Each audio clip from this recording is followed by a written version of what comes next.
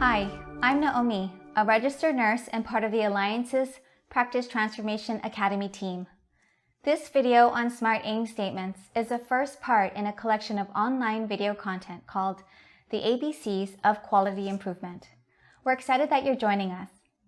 The first question we must ask ourselves as we begin our quality improvement work is, what are we trying to accomplish?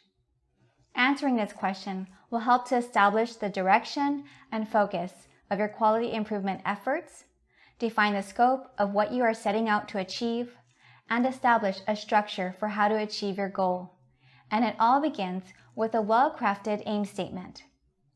In this segment, we will discuss the importance of a good aim statement, and more importantly, what makes an aim statement good. We will also cover how to identify organizational factors that can influence an aim statement and how to write your own SMART aim statement. Let's talk about why aim statements are important. Aim statements act like an anchor for your work. They answer the question, why are we doing this? And helps focus and direct your efforts.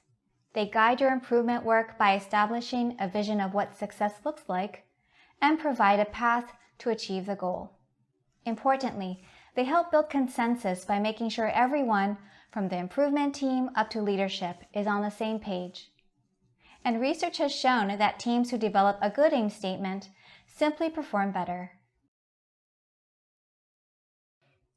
The general format of a good aim statement goes like this. Start with the action. You want to increase, decrease, improve, or reduce something. Next is the area of improvement you want to address. Is it no-show rates, readmission rates, patient wait times, or management of patients with diabetes, just to name a few? Now it's time to get specific. Identify your baseline, where you're starting from, and your target, where you want to be. Something like reduce the no-show rate from 20% to 10%. And finally, give yourself a due date. Specify an achievable time frame or target date. Do we want this reduction of no-shows to happen by Q3 or the beginning of next year? There is a great resource linked below that will help you format your aim statement. Now let's talk about how to craft an effective aim statement. To be successful, we need to create an aim statement that is SMART. SMART is an acronym for a set of well-established criteria that will help you craft a good aim statement. The S stands for specific. Being specific helps maintain focus and sets a clear objective of what it is you want to achieve. A goal that's too vague, like improve child health, could leave your team feeling overwhelmed with too many objectives to tackle or unable to establish where to start. But an aim like improve vaccination of children 0 to 2 years old tells you the what, improve vaccinations, and the who, children from 0 to 2 years old. By being more specific, you're able to narrow the scope and more easily identify actionable steps. The M is for measurable. An aim statement should include a measurable or quantifiable goal. The ability to measure progress toward your aim will allow you to determine when you achieved success. In our last example, improve vaccination of children 0 to 2 years old. This is an unmeasurable aim. It doesn't tell you by how much we want to improve. So let's add a measurable component to this aim statement. Our clinic will increase the vaccination rate of children 0 to 2 years by 20%. Now the A in SMART stands for achievable. You want the aim to be ambitious while remaining approachable and, more importantly, attainable. This step really requires you and your project team to apply what you know about your clinic's strengths and weaknesses.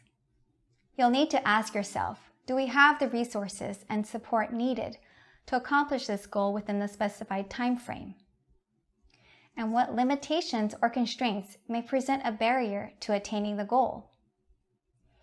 In the previous example, our first inclination might have been to say, vaccinate 100% of children 0 to 2 years.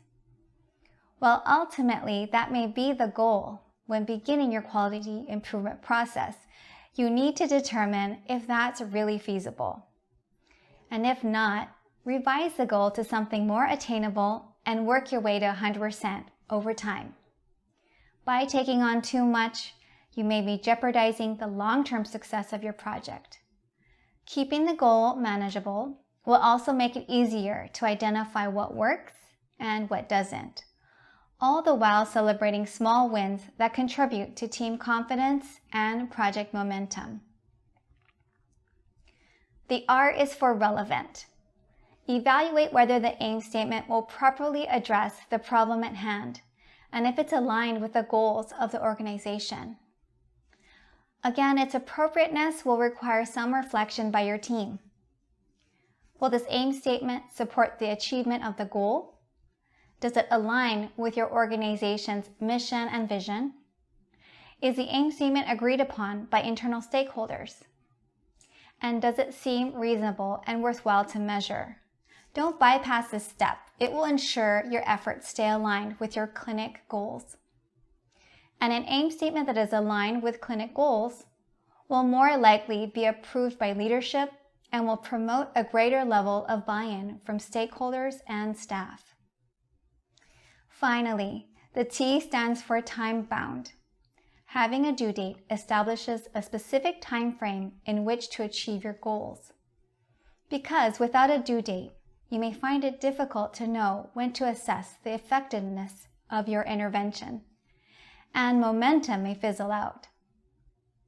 So let's complete our aim statement by adding a reasonable deadline. Our clinic will increase the vaccination rate of children 0 to 2 years by 20% by the end of Q4 2021. Now that we've broken each step down, let's look at a sample aim statement. Alliance Clinic will reduce their poorly controlled diabetic population of those with a hemoglobin A1C level greater than 9% from 30% to 20% by December 31st, 2021. Is this a smart aim statement? Yes. It's specific, it provides what we want to improve and who it will impact. It's measurable, it defines what it means to be poorly controlled, and it's an established metric that the clinic has been tracking and monitoring. If you have the staff, resources, and ability to complete the work within the required time frame, then it's achievable. If the aim statement supports the long-term goals of your clinic and addresses specific areas of improvement, then it's relevant. And finally, it's time-bound. It includes a specific deadline. Now that we've reviewed the SMART criteria for aim development, let's see if we can put those principles to work and make these aim statements smarter. Alliance Clinic will do a better job getting women in for their pap smears. Is this a SMART aim statement? What could we change to make this aim statement stronger? Okay, here's the breakdown. It mentions pap smears, but otherwise it's not very specific, and a better job is subjective. It also lacks a measurable component and a time frame within which to achieve this goal. Here's one way this aim statement could be strengthened. Alliance Clinic will increase the cervical cancer screening rate from 60% to 70% by March 31st, 2021. Let's review another aim statement. To improve patient satisfaction, Alliance Clinic will reduce patient wait times within 3 months. Let's break it down. Overall, it's a little better than the last one, but it could still be more specific. And we still don't have anything concrete and measurable. If we identify what will most impact patient satisfaction, a deadline, and the baseline and target information, then we can transform this into a more effective aim statement. Alliance Clinic will reduce patient wait times from 20 minutes to 15 minutes by March 31st, 2021.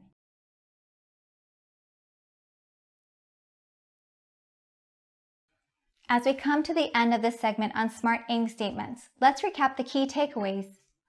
An effective aim statement must meet the SMART criteria. It must be specific, measurable, achievable, relevant, and time-bound. An aim statement should never be developed in a vacuum. It should be developed as a team and by considering the many factors we discussed that may influence its scope. Now, as you begin this work, you will undoubtedly have questions, and we're here for you.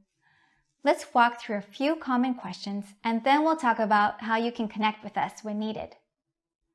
Some people have asked, what if, partway through our quality improvement work, we discover that it's just not working?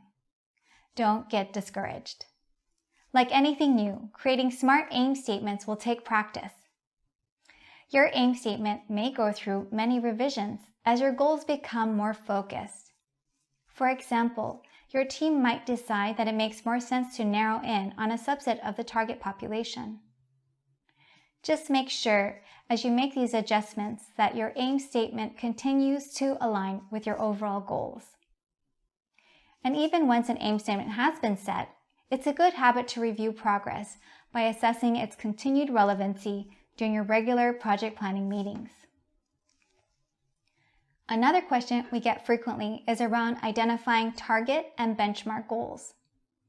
To make this process easier, you can look at your clinic's historical trends, you can read journal articles on best practices, or pull from national benchmark goals like HRSA's Uniform Dataset or Health and Human Services Healthy People 2020 or 2030 goals.